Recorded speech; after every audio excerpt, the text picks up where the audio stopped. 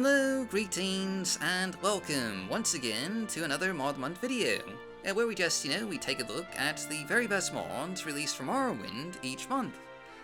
Obviously, we're still doing a bit of a catch-up, and today we're going to be taking a look at the best mods of April 2022. April was just an extremely busy month for the community, with about 104 new mod releases.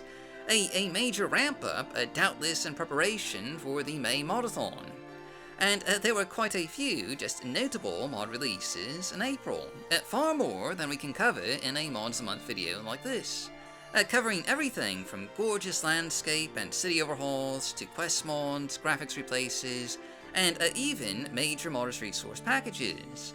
And as always, we'll be taking a look at just the very best of those here today. But first and foremost, downlinks and timestamps are just right down below, and with all that said and done, let's begin with our Mod of the Month for April 2022, which this time around is the Crafting Framework by Merlord. While not in itself a mod per se, the Crafting Framework is just a major modders resource that's already been integrated and used in just a number of other high-profile mods, allowing modders to add a complete visual interactive crafting UI to their mods with just a fully customizable framework from which to work with. As this is a modder's resource though, it will mostly be showcasing this mod using other mods that utilize it, like Necrocraft, Replica Crafting, GoFletch, Item Browser, and Ashfall, to name a few. You can see the crafting interface here, and this is pretty much exactly what the crafting framework will look like, regardless of what mod you're making, or what mod you're using that has the crafting framework built in. And it is simply a stunningly convenient and user-friendly interface, with panels showing a 3D rotation of the item that you're trying to craft, a list of recipes to craft from, and a panel for just various requirements. Since Morrowind released over 20 years ago, modders have been trying to add a decent crafting system to the game, coming up with all sorts of makeshift efforts using the game's original MW script mechanics, which were, less than intuitive and often involved, just clicking through dozens of message boxes to craft what you want, with no visual display to, show whether or not you actually had any of the needed components or skills. There was no uniform standard for crafting menus either, so you'd get a hodgepodge of, honestly, just very messy implementations. But that's all a thing of the past with the crafting framework. Now any modder, even those without much coding experience, can add a crafting system to their mod in just all of about 10 minutes, and it'll look and function perfectly. Just use the framework to set the items that you want to craft with your mod, the skill and material requirements, how the crafting menu is activated, and how recipes are unlocked. Ping bang bam, you've just added a crafting system to your mod, and in all probability, it probably took you less than half an hour to do. I often get comments from people asking why, given OpenMW's just a superior performance, so many modders still make MWC mods. And, to be blunt, this is why. Frameworks and modding tools like this simply make it incredibly easy to add complicated gameplay features to your mods.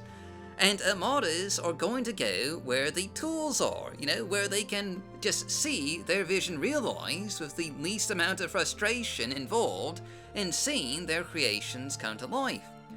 This is why, during the 2022 Modathon, out of the 299 mods submitted for that competition, 95 used MWC or MWC frameworks, roughly 32% of all new mod releases for that event, while only 8 mods, 3%, used OpenMW. OpenMW has just a lot of really cool capabilities that we're going to see developed a lot more in the future. But the reality is that MWC Lua has been in constant development for over 4 years, and has just a lot of improved modding tools, while OpenMW has only just recently adopted Lua. And it is going to take quite a bit of time for OpenMW to catch up. And that's not a knock against OpenMW. In some respects, OpenMW is a better modding platform for, certain types of mods. but it will take a long time for it to reach parity with MWC, and in the meantime, you can't blame modders for using what is arguably the superior platform for the types of mods that they want to make. It really annoys me when people, blame modders for using MWC, because they're using the best tools available to them to make the mods they want to make. Sorry for going off topic, again, that just, that kind of annoys me, but focusing on the crafting framework, the sheer potential of this resource for the community, and its abilities to greatly enhance future mods is what makes it a clear contender, even in a crowded month, for the best mod of April 2022. Moving on, our second pick for the mod of the month is Spines of Madness by Malbogatra. Is there anything better than that sweet, sweet verticality? Why, the only thing better that I can think of is a landscape full of verticality, which is precisely what Malbogatra's Spines of Madness provides, as it overhauls the entire Sheogorad region, giving the entire region just a vista of vertical splendor that not only serves to give the Sheogorad region a distinct look and feel, but which also makes traversing the landscape of Morrowind's northernmost region just an entirely new experience. The Spines of Madness are just simply gorgeous, providing unique rock formations for the Sheogorad that honestly just feel like a natural part of the game. And, the Sheogorad is probably the region that has seen the most landscape overhauls over the years, from Winds of the Sheogorad to Sheogorad the Frozen North to the far more recent Sheogorad Groves of the North, all of which are just quality mods in their own right. But it could be claimed that they don't exactly match that vanilla feel and aesthetic, at least not nearly so well as Spines of Madness does. For while Spines of Madness provides a simply utterly gorgeous and dramatic vista for as far as the eye can see, it does so in a manner that unquestionably feels like Morrowind. I can't think of a better way to describe it. It feels like Morrowind. And if you're watching this video, you can probably tell what I mean from the video footage here. And while it does have just that quintessential Morrowind flavor, this is still a total landscape transformation. And exploring the Sheogorad will feel like a totally new experience. From stumbling across Duma ruins secluded in canyon-like vales to visiting the famed Mushroom Grove and traveling to Redone, the whole thing feels like just a completely new experience with new possibilities awaiting you at every turn. Even if, again, this is merely an overhaul to the landscape and no actual content has been changed. Truly, Spines of Madness is simply stunning, and this isn't the first time that Malbogatra has created just a beautiful, verticality-inducing landscape reimagining. We showcased his exquisite Rocky West Gash just last year, which I still consider to be one of the just absolutely best landscape overhauls just ever made for Morrowind. Though Spines of Madness makes for just a truly worthy follow-up to that masterful creation.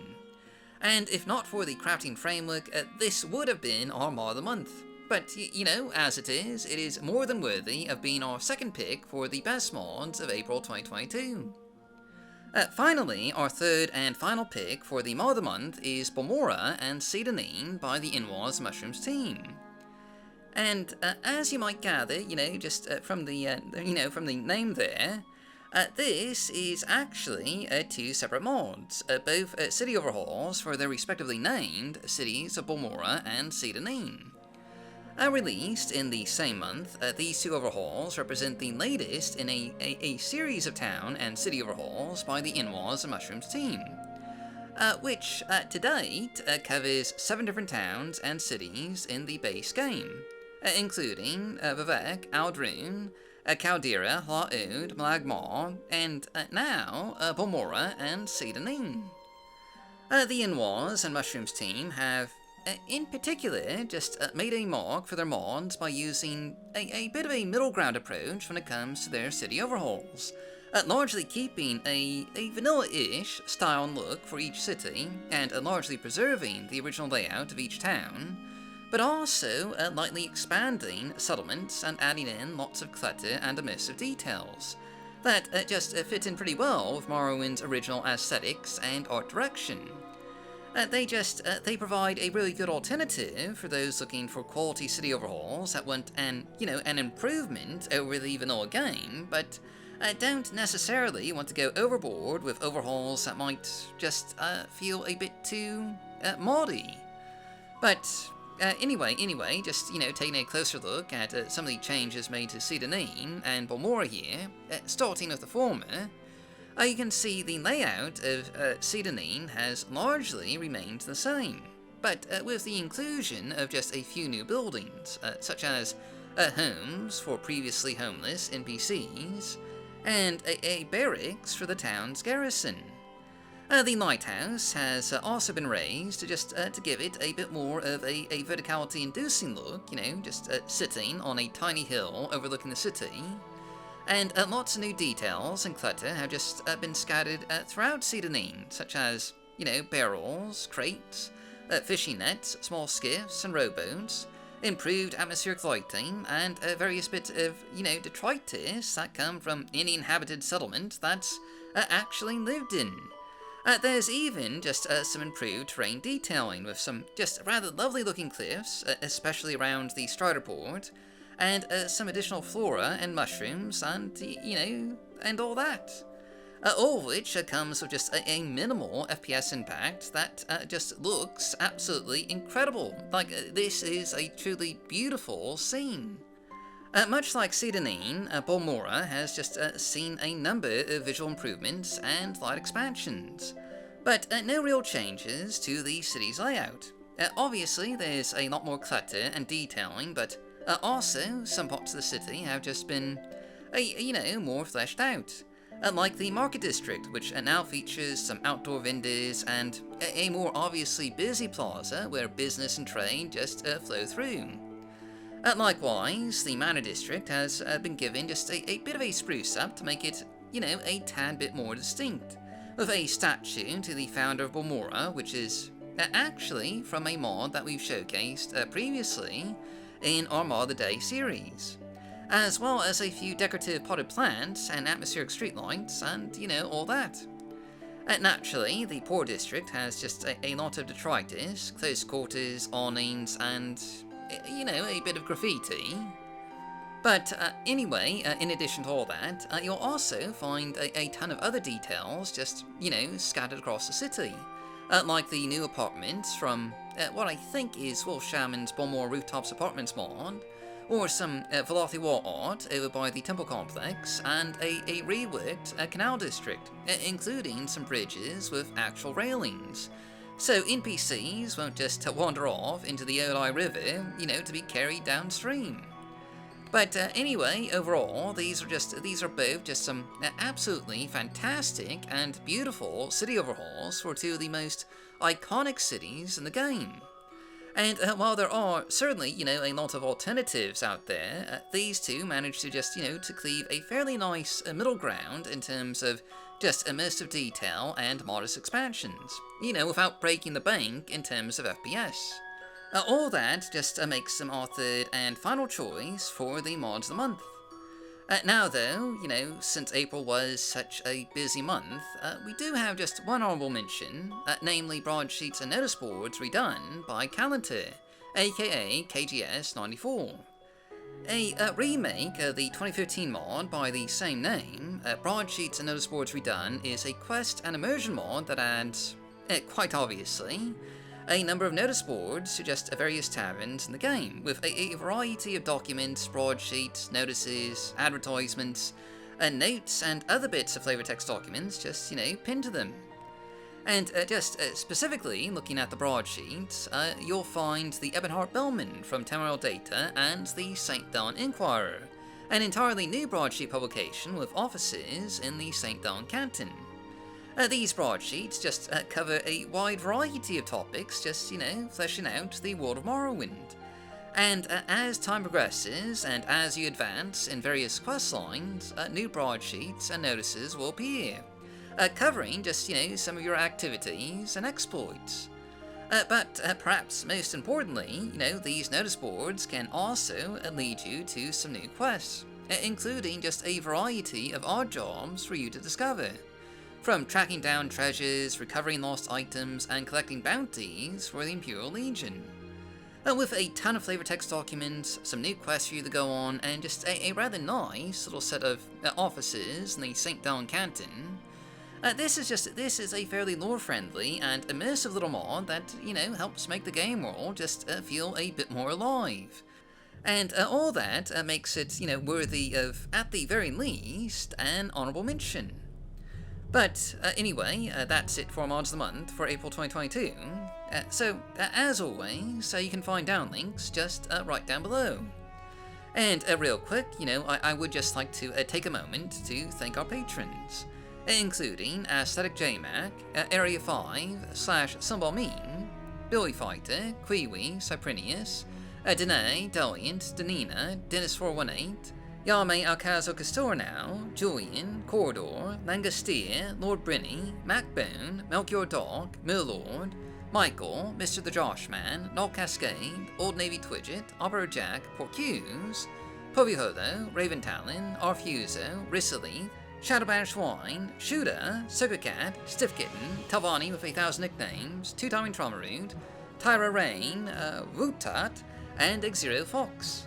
If you'd like to join them, check out our rewards, including early access, behind-the-scenes content, and access to polls to, decide what kind of content we showcase. Visit our Patreon page at patreon.com/MorrowindModding. Thanks for watching, and as always, stay safe, stay healthy, happy modding, and I'll see you all next time.